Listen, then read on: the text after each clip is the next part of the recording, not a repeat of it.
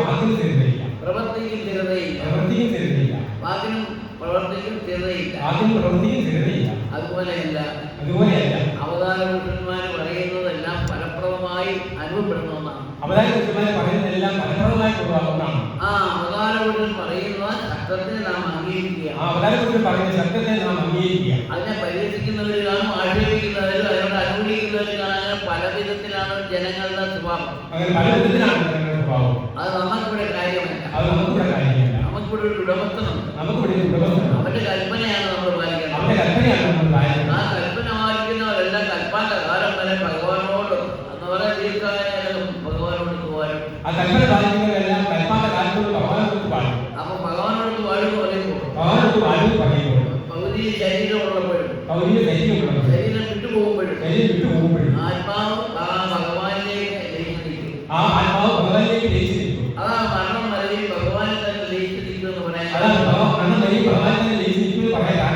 അപ്പൊ ദൈവഭാവത്തിൽ മനുഷ്യാവസ്ഥയിൽ നമ്മുടെ ഉടമസ്ഥൻ കാണിച്ചതാണ്. അത് ചരിത്രമല്ല, അനുഭവമാണ്. അനുഭവം എന്ന് വിചാരിക്കുന്ന ഭഗവാൻ നമ്മോടൊത്ത് വാഴും. ഭഗവാൻ എങ്ങും പോയിട്ടില്ല. ഇവിടെ പോകാനാണ് മനുഷ്യജന്മത്തിൽ ജന്മം കൊടുത്തിട്ട് തന്റെ ഇനം പ്രവർത്തിക്കാനുള്ള കൽപ്പനയും കൊടുത്തു. ആ മനുഷ്യനാണ് തന്റെ ഇനം നടത്തുന്നത്. അതിന്റെ കാരണം എന്താണ്? ആദിയില് മനുഷ്യനെ സൃഷ്ടിച്ച് മനുഷ്യനാണ് ഈ താങ്ങെ അറിയുന്നതിനും ആരാധിക്കുന്നതിനും അറിയുന്നതിനും ഭൂമിയിൽ വരുമ്പോൾ വാഴുമ്പോൾ വേണ്ടുന്ന കാര്യങ്ങളെല്ലാം സൗകര്യപ്പെടുത്തി കൊടുക്കാൻ മനുഷ്യനാണ്. അതിന്റെ കാരണം എന്താണ്? മനുഷ്യ ശരീരമാണ് ഭഗവാന്റെ ക്ഷേത്രം. യാതൊരു സംശയവും അനുഭവങ്ങളൊന്നും വിചാരിക്കുന്ന ഭഗവാൻ അനുഭവത്തിൽ കൂടി നമ്മെ വളർത്തുമ്പോൾ നിമിഷം പോലും അതിനെ വിട്ടുപിരിഞ്ഞു പോകാനോ അംഗീകരിക്കാതിരിക്കാനോ സാധ്യമല്ല. ദൈവവ്യവസ്ഥയാണ്. അത് നമ്മോടുകൂടി വാഴും. നാമായി നമ്മിലേക്ക് കാണുന്നതാണ് അത് തന്നെയാണ് ഈശ്വരൻ. ഭൂമിയിൽ ഒരുവൻ ഒരേ ശൈത്യത്തിന്റെ ശക്തി മാത്രമേ ഉള്ളൂ. പരശക്തികളൊന്നുമില്ല. അത് നാം ഒന്നിനെ തന്നെ പിടിച്ച് മുന്നോട്ട് പോകുന്നു. അതാണ് യഥാർത്ഥമായ ഈശ്വര സേവയുടെ ഫലമാണ്. അതാണ് അറിഞ്ഞ് സേവ ചെയ്യുന്നവരുടെ ഗുണമാണ്. അന്യമായി മനസ്സ് പോകാതെ ശുദ്ധ മനസ്സായി നിന്നുകൊണ്ട് ആ ഹൃദയവാസിയായിരിക്കുന്ന ഭഗവാനെ അവരവരിൽ തന്നെ കരുതി സൂക്ഷിച്ച് നല്ല പ്രവൃത്തി ചെയ്താൽ ആദ്യ അന്തം വരെ ബോധമായി ബോധസ്വരൂപമായി അന്തരാത്മാവിൽ പ്രകാശമായി ആത്മസ്വരൂപമായി ആത്മാവായി നമ്മോടുകൂടി കർമ്മദേഹത്തിൽ ഇതാ ഈശ്വരൻ വാഴുന്നു. അതിന് യാതൊരു സംശയവുമില്ല. അതുകൊണ്ടവർ അറിയുന്നു, അറിയുന്നവർ അറിയുന്നില്ല, അറിയുന്നവർ ആരാധിക്കുന്നു, അവർ ആനന്ദിക്കുന്നു, അതിലില്ലാത്തവർ പരിഹരിക്കുന്നു, അവർ ദുഃഖത്തിൽ പോകുന്നു. ഇതെല്ലാം ഓരോ കർമ്മഫലമാണ്. ഓരോരുത്തരുടെയും കർമ്മഫലമാണ്. അതിനെ കണ്ട് ആയിട്ട് ഒരു കാര്യവുമില്ല. ഈശ്വരൻ വാഴുമ്പോൾ പരിശുദ്ധതയും പരിപക്വതയും നമ്മൾ തന്നെ ഉണ്ടാകാം. ആജ്ഞമായി കാണരുത്, അതിനെ വിട്ടുപിരിഞ്ഞ് പോകരുത്. നാം തമ്മിൽ തന്നെ ആക്കണം, ഇരുത്തണം, തമ്മിൽ തന്നെ വരുത്തണം, തമ്മിൽ തന്നെ ആരാധിക്കണം. ആനന്ദസ്വരൂപൻ ആത്മനാഥനായ ഭഗവാൻ പാടുന്ന ഈശ്വരൻ മതമോ വളർത്തിയിട്ടോ ഇല്ല. ഇവിടെ പരിശുദ്ധതയുണ്ടോ അവിടെ അവൻ ഓടിയെത്തുന്നു, അവിടെ അനുഗ്രഹം ചൊരിയുന്നു, അവിടെ വേണ്ടുന്നതെല്ലാം നൽകുന്നു. ആ അനുഭവസുഖമാണ് ഈശ്വരൻ. അതിന് രൂപനാമമില്ല.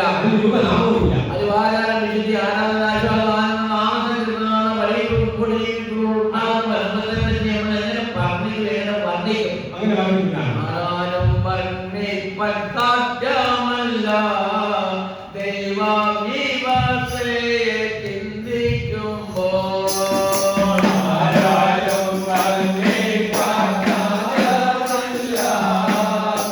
Deva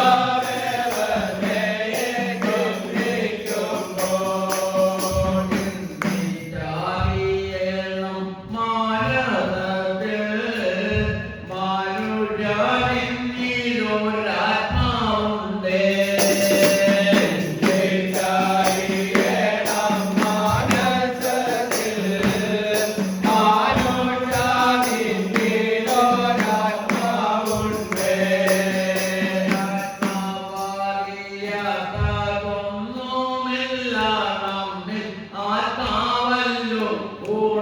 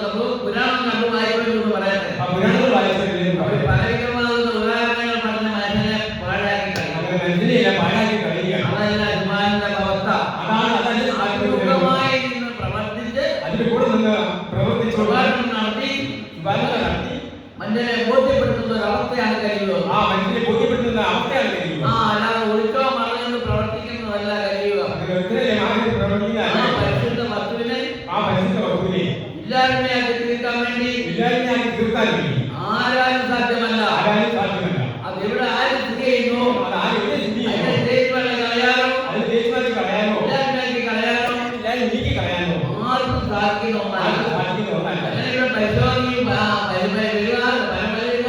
വിദ്യകൾ ചെയ്തുകൊണ്ടിരിക്കുന്നതാണ്. പല വിധമായ വിദ്യകൾ നടത്തിക്കൊണ്ടിരിക്കുകയാണ്. ആ പല വിദ്യകൾ ഞാൻ ആക്കിക്കൊണ്ടിരിക്കുകയാണ്. അറ്റയുടെ മുമ്പിൽ അതിന് മുമ്പിൽ ഒരു കരിയില വീണാൽ അതിന്റെ കരിയിൽ കൊടുത്താൽ അതിനെ അറിയാൻ സാധിക്കുന്നില്ല. അതിനെ അടക്കാൻ സാധിക്കുന്നില്ല. ആ കരിയിലൂടെ ജയിച്ച ചാമ്പലായ ചേർത്തു ആ കരിയിൽ ജയിച്ച് ഞാൻ എന്ന് പറയുന്നത് പോലെ ശക്തിയുടെ മുമ്പിൽ മായക്രമങ്ങളൊന്നും നടത്തിയ ലേഖനത്തില്ല. അത് അപ്പോഴേ ജയിച്ചു വരും. അപ്പോഴേ ജയിച്ചു പോകും. ഗുണമത്തനാധികാരം കൊടുത്തവല്ലേ പാലിൽ മനുഷ്യനു ജന്മം. ഗുണമത്തനാധികാരം കൊടുത്തവല്ലേ പാലിൽ മനുഷ്യനു ജന്മം. ഗുണമത്തനാധികാരം കൊടുത്തവല്ലേ പാലിൽ മനുഷ്യനു ജന്മം.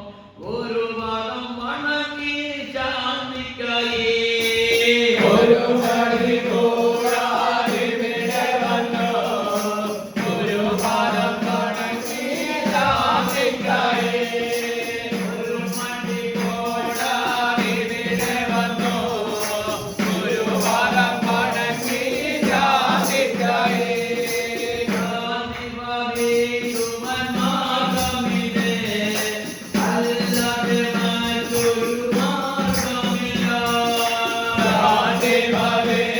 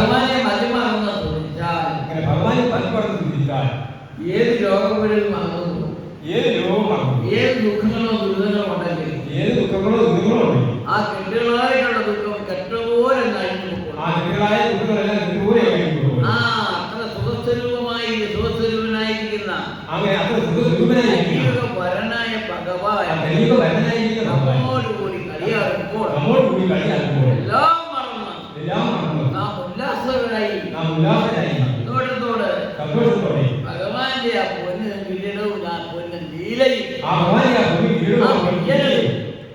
ആ മെയ്യലും ഒന്ന് കണ്ടാൽ ശോഭയേറും കണ്ണന്റെ കൺമുമ്പിൽ ഞാൻ വന്നല്ലോ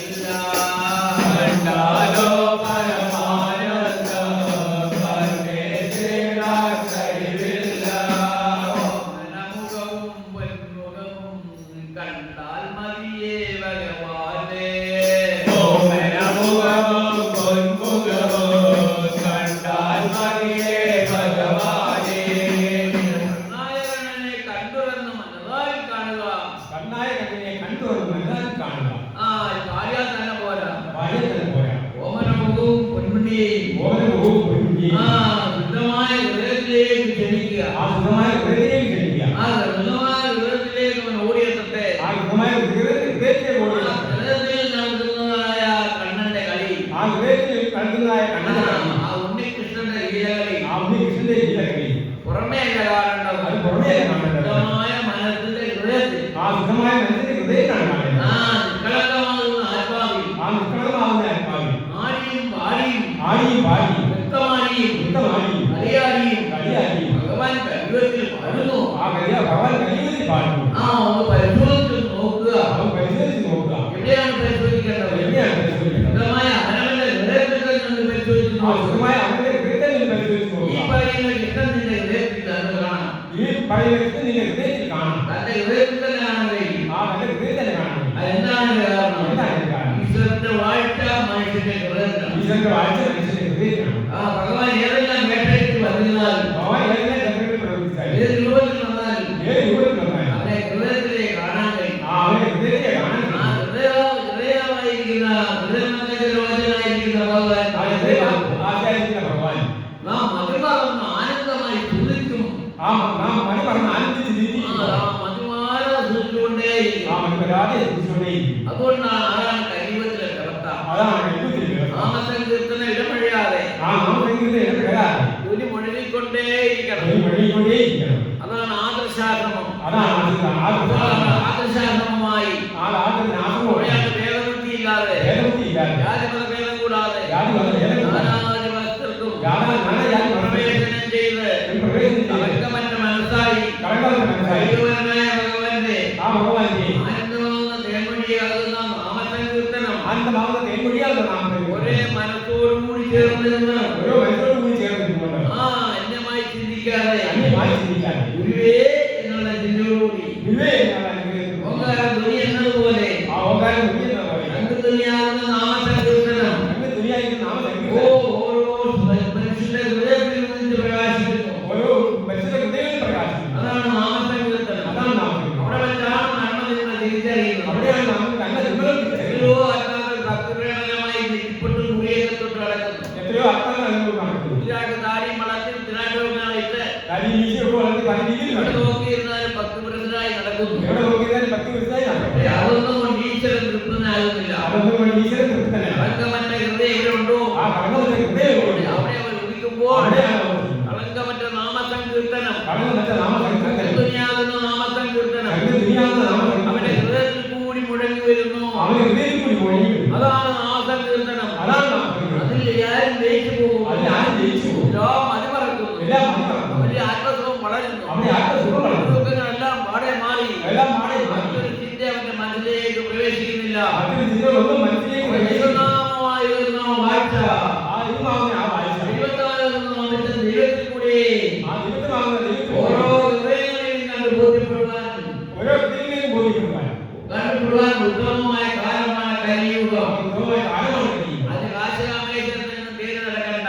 കല്ലിനോ മരത്തിനോ മുമ്പോട്ട് പൂജിച്ചു ചൂട്ടി പൂജ നടത്തി ആരും ഒരു ഒന്നും നേടാനില്ല.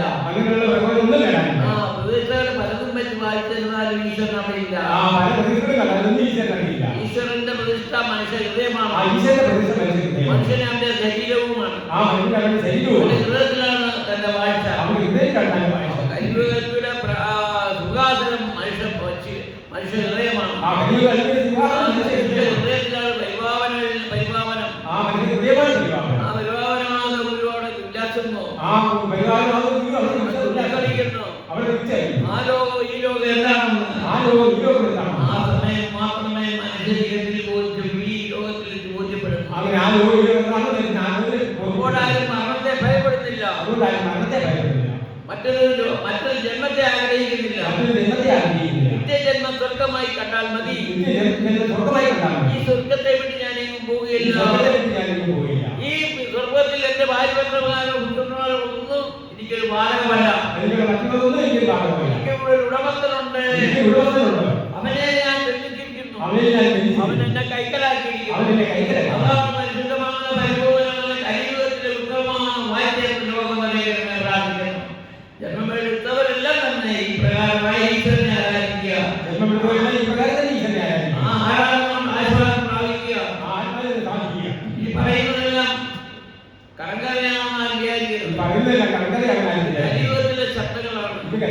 കലിയുഗത്തിലെ നിയമങ്ങളാണ്. ഇതിനെ അനുസരിച്ച് ജീവിച്ചു പോയില്ലെങ്കിൽ അന്ധകാരത്തിൽ പെട്ടുപോകും. അതല്ലേ എല്ലാ പുരാണങ്ങളും പറയുന്നില്ലേ, ഞാൻ കലിയുഗത്തിൽ വരും. കലിയുഗത്തിൽ എല്ലാ അവതാരങ്ങളും പറഞ്ഞിട്ടുള്ളതാണ്. അപ്പൊ അവതാരം എല്ലാം കൽപ്പിച്ചിട്ടുള്ളതാണ്. അതൊക്കെയാണ് ഒരു കാര്യമില്ല. കലിയുഗത്തിൽ അവരുടെ ശബ്ദം നിറവേറ്റണം. അതാണ് കലിയുഗത്തിൽ ഞാൻ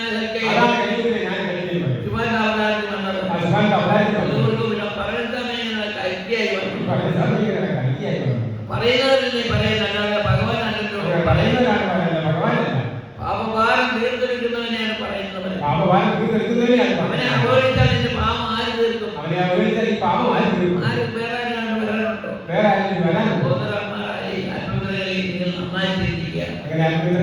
നമുക്ക് ഈ വേറെ ദൈവം വരാനില്ല. നമ്മുടെ ദൈവവും സ്വർഗവും സ്വർഗസുഖവും എല്ലാം മാനവുമല്ല എന്റെ ഗുരുനാഥനാണ്. ഓരോ മനസ്സിലും ഉറയ്ക്കുക. അതാണ് നമ്മുടെ വാഴ്ച, അതാണ് നമ്മുടെ ശക്തി, അതാണ് നമ്മുടെ ദൈവം, അവിടെയാണ് നമ്മുടെ ജ്ഞാനം, അവിടെയാണ് സ്വർഗം, അവിടെയാണ് അറിവ്, അവിടെയാണ് പൂർണ്ണത. ഒരു എവിടെ ഹൃദയത്തിലേക്ക് അനുഗ്രഹിക്കുമാറാകട്ടെ. അതെന്ന് വാഴുന്ന ഈ വാഴ്ച വാഴുവാൻ ദൈവത്തെയും പ്രാർത്ഥന ഉണ്ടായിരിക്കും. ധർമ്മത്തെയും വിട്ടു പോകരുത്. ധർമ്മത്തിനാണ് വില. അപകടങ്ങളും ഭീകരമൊന്നും വിലയില്ല. പരിഗണിക്കരുത്. നീതന്മാർ എന്ത് പറഞ്ഞിരുന്നാലും അത് അംഗീകരിക്കാൻ പോകരുത്. നീതത്വമല്ല വേണ്ടത്, ദൈവത്വമാണ് വേണ്ടത്. ദൈവകൃപയാണ് നമുക്ക് വേണ്ടത്. അതാണ് ലോകത്തിൽ ഏതൊരു മനുഷ്യനും ആവശ്യം. ഏത് മതവും സ്വീകരിക്കുന്ന ഈ വ്യവസ്ഥയാണ്. അവിടെ കൂടുന്ന ജനങ്ങളെ ബോധ്യപ്പെടുത്തുന്ന ഈ വ്യവസ്ഥ ഭേദബുദ്ധിയില്ല. എവിടെ പോയിരുന്നാലും ഞായറാഴ്ച വന്നാൽ എന്റെ ഗുരുവിനെ വെച്ച് ആരാധിക്കുന്ന എവിടെ ഒരു ആശ്രമമുണ്ടോ പ്രാർത്ഥനയിൽ പങ്കുകൊള്ളുക. നന്മയുടെ വഴിയെ സ്വീകരിക്കുക. ആ നന്മയുടെ വഴി നീ പ്രവർത്തിക്കുക. അത് നീ അനുഭവപ്പെട്ട് ബോധ്യപ്പെടുമ്പോൾ നീ മറ്റുള്ളവരിലോട്ട് അത് മാറ്റി കൊടുക്കും. ഇങ്ങനെ ഒരു അടിസ്ഥാനമായ സ്ഥാപനമുണ്ട്. കലിയുഗത്തിലെ നാമസങ്കീർത്തനം കൊണ്ട് സകല അന്ധകാരങ്ങളെയും ഗുണമാക്കി എടുക്കുന്ന പ്രധാനം നമുക്കുണ്ട്.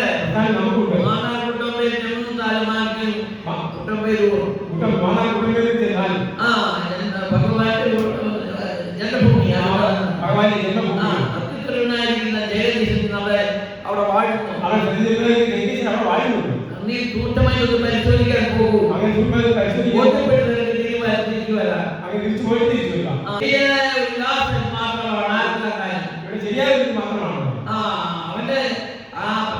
പുതിയ ശക്തി എന്താണെന്ന് ആത്മപരിശോധന ചെയ്യുന്നവർക്ക് അറിയാൻ പറ്റും. നല്ല അഗ്നിയുടെ മുമ്പിൽ കോലത്തുള്ളി കാണിക്കുന്നത്. നല്ല അഗ്നിയുടെ മുമ്പിൽ കോലത്തുള്ളി കാണിച്ചിട്ട് പോകും. ഇതിന്റെ മനുഷ്യ മനസ്സിന്റെ അറിവാണ് ജ്ഞാനം. അതെല്ലാവരും ഉണ്ടാകണമല്ലോ. ഒരുവരിൽ മാത്രം പോരാ. ഈ എന്നിലുള്ള അറിവാണ് ഈ ജ്ഞാനം. എന്നിൽ മാത്രമല്ല, എന്നിലുള്ളതാണ് ഭാരതത്തിൽ. അതെന്താണ്? എന്നെ പോലെ നിങ്ങൾ ആകണം. ദൈവത്തെ പോലെ നാം എല്ലാം ആകണം. ദൈവവ്യവസ്ഥ അറിവാണ്. അറിവ് ഗുരുവാണ്. ആ ഗുരുവിനെയാണ് നാം വന്ദിക്കുന്നത്. അതാണ് കർമ്മശരീരത്തിൽ ഭഗവാനും അതിനുള്ളിൽ പ്രവേശിക്കുന്ന പരാശക്തി. ഈ അവസ്ഥയിലാണ് ശിവാനന്ദൻ നിലകൊള്ളുന്നത്. ശരീരം പോയിരുന്നാലും എന്റെ അവസ്ഥ അടുത്ത ശരീരത്തിൽ പ്രവേശിക്കുമ്പോഴും ഈ അവസ്ഥയാണ് നിലനിൽക്കുന്നത്. അല്ലാതെ പകുതി പാതിയായിട്ടില്ല. സംശയമുണ്ട്. ഞാൻ അപ്പുറത്തിരിക്കും വന്നിരുന്നാൽ പറഞ്ഞിരുന്നാൽ ഭഗവാൻ കാണത്തില്ല. ആസനത്തിൽ കയറിയില്ലേ ഭഗവാനുണ്ട്. ലക്ഷണമുടി കയറിയിരുന്നാൽ പകുതി ഭഗവാൻ കാണും. മണിക്കൂറിൽ പോയി ഇരുന്നാൽ പറയാനില്ല. ശരിയല്ലയോ? വലിയ പോകുന്ന കൊല്ലനെ കുറിച്ച് കാണിച്ചിരുന്നാലും ഓർമ്മൊന്നും ഉണ്ടാകുന്നില്ലല്ലോ. അങ്ങനെ ഒരു അഹങ്കാരത്തിന്റെ ചിലപ്പോൾ നോട്ടോ എവൻ ഇപ്പോഴും ഉണ്ടോ? ഓ, ചിലപ്പോൾ ഞാൻ ചോദിക്കാതിരുന്നത് എന്താണ് നിന്റെ നോട്ടം, നിന്റെ കണ്ണ് എടുക്കണമെന്ന് ചോദിച്ചു. അങ്ങോട്ടെങ്കിലും പോകുമ്പോൾ ഞാൻ വീട്ടിലാണെങ്കിൽ ചിലർക്ക് ഒരു നോട്ടം ഉണ്ട്, എവൻ ഇപ്പോഴും ഉണ്ടോ? എടാ, അധർമ്മം കാണിക്കുന്നവൻ അല്പായുസ്, ദൈവത്തെ നിൽക്കുന്ന ദൈവത്തെ ഉള്ളവൻ ദീർഘായുസുമാണ്. അതവൻ മനസ്സിൽ നോക്കുന്നവർ മനസ്സിലാക്കട്ടെ. എല്ലാവർക്കൊരു ധാരണയുണ്ട്, ഭഗവാൻ അവിടെ ഇരിക്കുന്നു, എന്നെ കൊണ്ടൊരു കഴിവില്ലാത്തവനെ ഇരിക്കുന്നവൻ. ഭഗവാൻ അറിയാത്ത ചിന്തയില്ല, ഭഗവാനെ കൂടാത്ത കർമ്മമില്ല.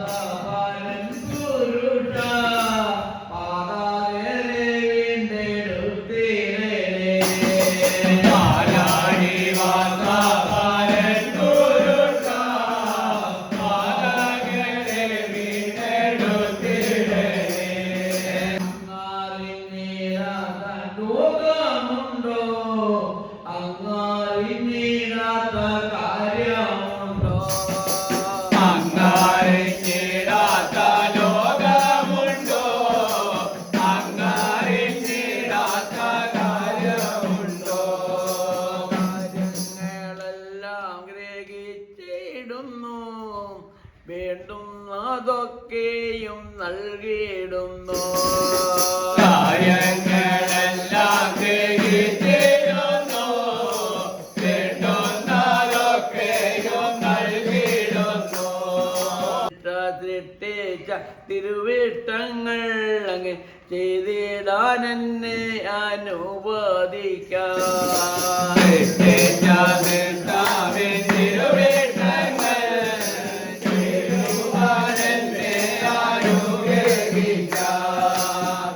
ആത്മനാഥന്റെ വാഴ്ചയല്ലോ കാണാതിരും നേടാൻ സാധ്യമല്ല. ആത്മനാഥന്റെ വാഴ്ചയല്ലോ കാണാതിരും നേടാൻ സാധ്യമല്ല. ഇല്ലാത്ത നെഞ്ചമാതിൽ ഭവൻ തുള്ളി കളിക്കുന്നു എന്നറിയുക.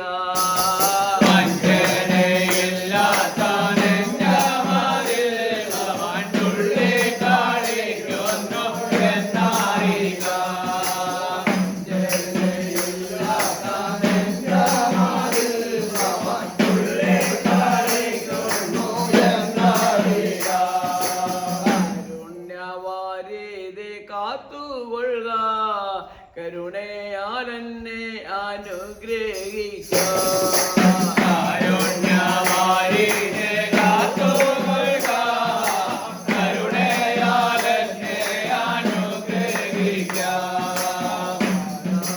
ഭക്തരോടൊത്തു വസിക്കുന്ന കാലം കലിയുഗമെന്നറിയുക.